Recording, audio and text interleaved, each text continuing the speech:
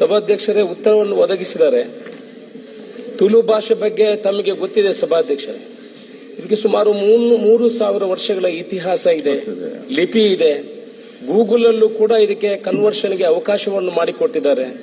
ಇವತ್ತು ಜರ್ಮನ್ ಮತ್ತೆ ಫ್ರಾನ್ಸಿನಲ್ಲಿ ತುಳು ಅಧ್ಯಯನ ಮಾಡಲು ಅವಕಾಶವನ್ನು ಕೊಟ್ಟಿದ್ದಾರೆ. ವಿಶ್ವವಿದ್ಯಾನಿಲಯಗಳಲ್ಲಿ ಪರೀಕ್ಷೆ ಬರೆಯುವಂತಹ ವ್ಯವಸ್ಥೆಗೂ ಕೂಡ ಅವಕಾಶ ಕಲ್ಪಿಸಿದೆ ಸಭಾಧ್ಯಕ್ಷರೇ. ಬೇರೆ ಬೇರೆ ರಾಜ್ಯಗಳಿಗೆ ನಾವು ಹೋಲಿಕೆ ಮಾಡಿದರೆ ಅಲ್ಲಿ 3-4 ಭಾಷೆಯನ್ನು ಹೆಚ್ಚುವರಿ ಭಾಷೆಯನ್ನಾಗಿ ತಗೊಂಡಿದ್ದಾರೆ ಸಭಾಧ್ಯಕ್ಷರೇ. ನಾನು ಈ ಸದನಕ್ಕೆ ಯಾವತ್ತು ಒಂದು ಶಾಸಕನಾಗಿ ಇವತ್ತು ಬಂದಿದ್ದೇನೆ ಸಭಾಧ್ಯಕ್ಷರೇ. ನನ್ನ ಮೊದಲ ಪ್ರಶ್ನೆ ಇದ್ದದ್ದು ಈ ತುಳುವನ್ನು ಈ ರಾಜ್ಯದ ಹೆಚ್ಚುವರಿ ಭಾಷೆಯನ್ನಾಗಿ ಮಾಡಬೇಕು ಅಂತ ಪ್ರಶ್ನೆ ಕೇಳ್ಕೊಂಡು ಬಂದಿದ್ದೀನಿ. ಪ್ರತಿ ಸದನದ ಅಧಿವೇಶನದಲ್ಲೂ ಕೇಳಿದ್ದೀನಿ ಸಭಾಧ್ಯಕ್ಷರೇ. ನಮ್ಮ ಸಚಿವರಿದ್ದರು ತಂಗಡಿಗೆಯವರು, ಅವರು ಬಂದ ನಂತರ ಒಂದಷ್ಟು ಬೆಳವಣಿಗೆಗಳಾಗಿದೆ. ಆಂಧ್ರ ಪ್ರದೇಶದಲ್ಲಿ ಯಾವ ರೀತಿ ಹೆಚ್ಚುವರಿ ಭಾಷೆಗಳಿದೆ, ಬೇರೆ ಬೇರೆ ವೆಸ್ಟ್ ಬೆಂಗಾಳದಲ್ಲಿ ಯಾವ ರೀತಿ ಇದೆ, ಕಲ್ಕತ್ತಾದಲ್ಲಿ ಹೇಗಿದೆ, ಅವರನ್ನೆಲ್ಲ ಅಲ್ಲಿಂದ ಎಲ್ಲ ವಿಚಾರಗಳನ್ನು ತಂದು ಅದನ್ನು ಸ್ಟಡಿ ಮಾಡುವಂತ ಕೆಲಸವನ್ನು ಮಾಡಿದ್ದಾರೆ. ಮೊನ್ನೆ ತಾನೇ ಆಂಧ್ರ ಪ್ರದೇಶಕ್ಕೆ ಯಾಹೂ ಟು ಇಂಪ್ಲಿಮೆಂಟ್ ಅಂತ ಒಂದು ಟೀಮ್ ಅನ್ನು ಮಾಡಿ ಆಂಧ್ರ ಪ್ರದೇಶಕ್ಕೂ ಕಳಿಸಿದ್ರೆ ಅದರ ಬಗ್ಗೆ ಉತ್ತರವನ್ನು ಕೊಟ್ಟಿದ್ದಾರೆ. ಆದ್ರೆ ನಾನು ಪ್ರಶ್ನೆ ಹೇಳುವಂತದ್ದು ಸಭಾಧ್ಯಕ್ಷರೇ, ಯಾವತ್ತು ಇದಕ್ಕೆ ಒಂದು ಎಂಡ್, ಯಾವತ್ತು ಇದನ್ನು ಮಾಡಬಹುದು? ಇದಕ್ಕೆ ಯಾವುದೇ ಫೈನಾನ್ಷಿಯಲ್ ಬರ್ಡನ್ ಇಲ್ಲ ಸಭಾಧ್ಯಕ್ಷರೇ. ನಾವು 13 ಜನ ದಕ್ಷಿಣ ಕನ್ನಡ ಉಡುಪಿ ಜಿಲ್ಲೆಯಲ್ಲಿ ನಾವು 13 ಜನ ಶಾಸಕರಿದ್ದೇವೆ. ಇದಕ್ಕೆ ಯಾವುದೇ ಫೈನಾನ್ಷಿಯಲ್ ವಿಚಾರ ಇಲ್ಲ, ಬೇರೆ ಯಾವುದೋ ಅಬ್ಜೆಕ್ಷನ್ ಇಲ್ಲ. ಒಂದು ಹೆಚ್ಚುವರಿ ಭಾಷೆ ಮಾಡಬೇಕು ಅಂತ ನಾವು ಒತ್ತಡ ತರುವಂತದ್ದು. ಅದು ಯಾವತ್ತು ಮಾಡ್ತಾರೆ, ಯಾಕೆ ಇದನ್ನು ಮುಂದೆ ತಗೊಂಡು ಹೋಗ್ತಾರೆ? ನಮಗೆ ಬೇರೆ ವಿಚಾರಗಳಿಗೆ ಚರ್ಚೆ ಮಾಡೋ ಅವಕಾಶಗಳು ಅದನ್ನು ಬಿಟ್ಟು ನಾವು ತುಳುವಿನ ಬಗ್ಗೆನೇ ಮಾತಾಡ್ತಾ ಇದ್ವಿ. ನೀವು ಕೂಡ ಈರ್ಲ ತುಳು ಮಾತಾಡ್ನಾರು ಉಳ್ಳಾರು ನಮ್ಮ ಈದ್ ಜನ ಉಳ್ಳು ಆದ್ರೆ ಒಂದು ಮನವರಿಕೆ ಮಲ್ತಿದ್ದ ಸಭಾಧ್ಯಕ್ಷರೇ.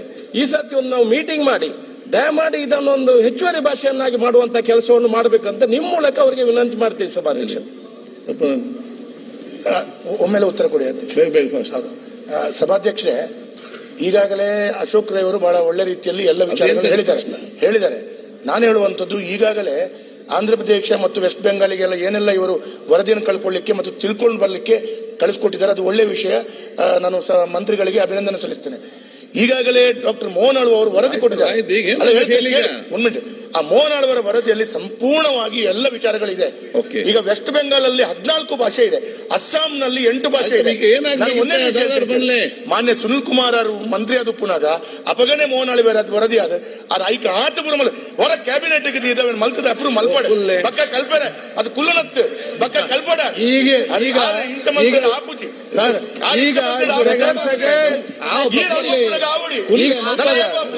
ತುಳು ಭಾಷೆದ ಬಗ್ಗೆ ಯಾಲ್ನಾಯ್ತ ಬಗ್ಗೆ ಒಂದು ಬೇಗ ಅನುಮೋದನೆ ಮಾಡೋದು ಫೈನಲ್ ಆಯ್ತು. ನನ್ನ ರಕ್ಷಣೆಗೆ ನೀವು ಬರ್ಬೇಕೀಗ. ಏನ್ ರಕ್ಷಣೆಗೆ ಬರ್ಬೇಕು ಅಂದ್ರೆ ಮುಂದಿನ ದಿನಗಳಲ್ಲಿ ನೀವು ಕೂಡ ತುಳುವಲ್ಲಿ ಉತ್ತರ ಕೊಡುವಾಗಬೇಕು.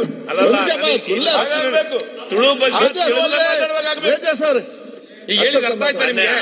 ಸಭಾಧ್ಯಕ್ಷರು ನನ್ನ ರಕ್ಷಣೆ ಬರಬೇಕು. ಕಾಮತ್ ನನಗೆ ತಮಿಳಿನ ಅದು ತುಳುದೊಳಗೆ ಏನ್ ಭೇದ ಅಂತ ನನಗೆ ಗೊತ್ತಿಲ್ಲ. ಏನ್ ಭೇದ್ನೋ ಹೊಗಳಿದ್ನೋ ಏನಂತ ನನಗೆ ಗೊತ್ತಿಲ್ಲ. ಅಶೋಕ್ ಪೈ ನನಗೇನೋ ಒಂದು ಒಳ್ಳೆ ಹೊಗಳಿದಾನಂತ ನನ್ನ ಅನಿಸಿಕೆ. ನಮ್ಮ ತುಳು ಭಾಷೆ ನೋಡಿ ಮಾಡಿ ಇವ್ರು ನೀವು ಅವ್ರು ಏನೇನ್ ಬೇದ್ರು ಅನ್ನೋದನ್ನ ನನಗೆ ಹೇಳ್ಬೇಕು. ಯಾಕಂದ್ರೆ ಕಾಮತ್ ಯಾವಾಗಲೂ ಪಾಸಿಟಿವ್ ಆಗಿ ಮಾತಾಡಂಗಿಲ್ಲ. ಮಾತಾಡಬೇಡಿ. ಈಗ ನೀವೆದ್ರೆ ನೆನಪಾಗತ್ತ ಮೊನ್ನೆ ಸಭಾಪತಿ. ಒಂದ್ ಸೆಕೆಂಡ್, ನಿಮ್ಗೆ ಅಲ್ಲೇನ್ ಸಂಶಯ ಬೇಡ. ನಮ್ಮ ತುಳುನಾಡಿನಲ್ಲಿ ಮತ್ತು ತುಳು ಮಾತಾಡುವವರು ಅದು ಬೈದ್ರು ಮತ್ತು ಹೊಗಳಿದ್ರು ಕೂಡ ಪ್ರೀತಿಯಲ್ಲ, ಕೋಪದಲ್ಲಿ ಇಲ್ಲ.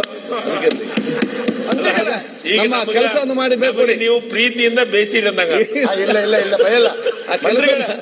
ಈಗ ಮಾನ್ಯ ಸಭಾಪತಿಗಳೇ, ಮಂತ್ರಿಗಳೇ, ಈಗ ಉತ್ತರ ಬರಲಿ. ನೀವು ಉತ್ತರ ಬಿಟ್ಟು ನಿಮ್ಮ ಬೇರೆ ಚರ್ಚೆ ಮಾಡ್ತಿದ್ರಲ್ಲ. ಕನ್ನಡ ಮತ್ತು ಸಂಸ್ಕೃತಿ ಇಲಾಖೆ ಮಂತ್ರಿಯಾಗಿ ಕೆಲಸ ಮಾಡಿದ್ರು, ಅದು ಆ ಭಾಗದವ್ರೆ. ಅವಾಗ ಕಾಮತ್ತು ಶಾಸಕರಾಗಿದ್ರು.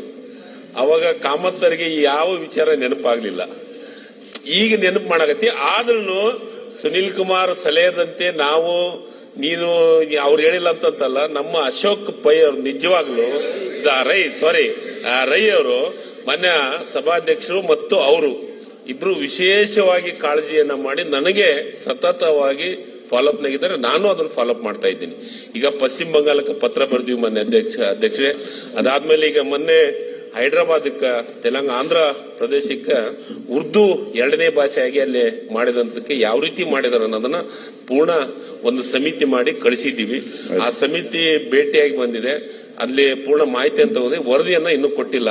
ಆ ವರದಿ ಕೊಟ್ಟ ತಕ್ಷಣ ನಿಮ್ಮ ಅಧ್ಯಕ್ಷತೆ, ಅದು ವಿಶೇಷವಾಗಿ ತುಳುನಾಡಿನವರು ಬಹಳ ಒಳ್ಳೆ ಜನ, ಬಹಳ ಪ್ರೀತಿ ಇರುವಂತ ಜನ, ಅವ್ರಿಗೆ ನೀವೇನು ಕೇಳ್ತಾ ಇರೋದ ಅದ್ರ ಬಗ್ಗೆ ನಿಮ್ಮ ಅಧ್ಯಕ್ಷರು, ಜಿಲ್ಲಾ ಉಸ್ತುವಾರಿ ಮಂತ್ರಿಗಳು ಮತ್ತು ಮುಖ್ಯಮಂತ್ರಿಗಳ ಅಧ್ಯಕ್ಷತೆ ಒಳಗನೆ ನಿಮ್ಮನ್ನೆಲ್ಲರನ್ನು ಕರೆದು ಒಂದು ಸಭೆ ಮಾಡಿ ಅದ್ರ ಬಗ್ಗೆ ವರದಿ ಬಂದ ತಕ್ಷಣ ಅದನ್ನ ಸಭೆಯನ್ನು ಮಾಡುವಂತ ಕೆಲಸವನ್ನು ಮಾಡ್ತಾರೆ. ಇದರ ಪರವಾಗಿ ನಾವು ಇದ್ದೀವಿ ಅನ್ನೋ ಮಾತನ್ನ ಇಲ್ಲಿ ಹೇಳಿಕ್ಕೆ ಇಷ್ಟಪಡ್ತೀನಿ. ಈಗ 3 ವರ್ಷ ಮಾಡಿಕೊಡಿ ಮಂತ್ರಿಗಳೇ. ನೋಡಿ, ತುಳು ಭಾಷೆ ಅಂತ ಹೇಳಿದ್ರೆ ನಾವು ಅಪ್ಪೆ ಭಾಷೆ ಅಂತ ತುಳುವಳ್ಳಿ ತಾಯಿ ಭಾಷೆ ಅಂತ ಹೇಳ್ತೀವಿ. ಅದರಿಂದ ಇದನ್ನು ನಾವು ಎಷ್ಟು 13 ಜನ ದಕ್ಷಿಣ ಕನ್ನಡ ಮತ್ತೆ ಉಡುಪಿ ಜಿಲ್ಲೆ 13 ಜನ ಇದ್ದೇವೆ. ನಾವೆಲ್ಲ ಪಕ್ಷಾತೀತವಾಗಿ ಇದನ್ನು ನಮ್ದು ಒಂದೇ ಒಕ್ಕರಳ ಒಂದು ವಿನಂತಿ ಅಂತ ಹೇಳಿದ್ರೆ ದಯಮಾಡಿ ಅದನ್ನು ಮಾಡಬೇಕು. ಅಲ್ಲಿವರೆಗೆ ನಿಮಗೆ ಪ್ರಶ್ನೆ ಕೇಳ್ತಾ ಇರ್ತೇವೆ, ಆದಷ್ಟು ಬೇಗ. ಒಂದು ನಿಮಿಷ ಅಲ್ಲ, ಮುಂದಿನ ಸಲ ಏನೋ ಮಂಗಳೂರಿನಲ್ಲಿ ಏನೋ ಕ್ಯಾಬಿನೆಟ್ ಮಾಡುವಂತ ಒಂದು ವಿಚಾರ ಇದೆ ಅಂತೆ, ಆವಾಗಾದ್ರೂ ಅದನ್ನು ಪಾಸ್ ಮಾಡಿ ಅದನ್ನು ಹೇಳುವಂತ ಕೆಲಸ ಮಾಡಬೇಕು ಸಭಾಧ್ಯಕ್ಷರೇ.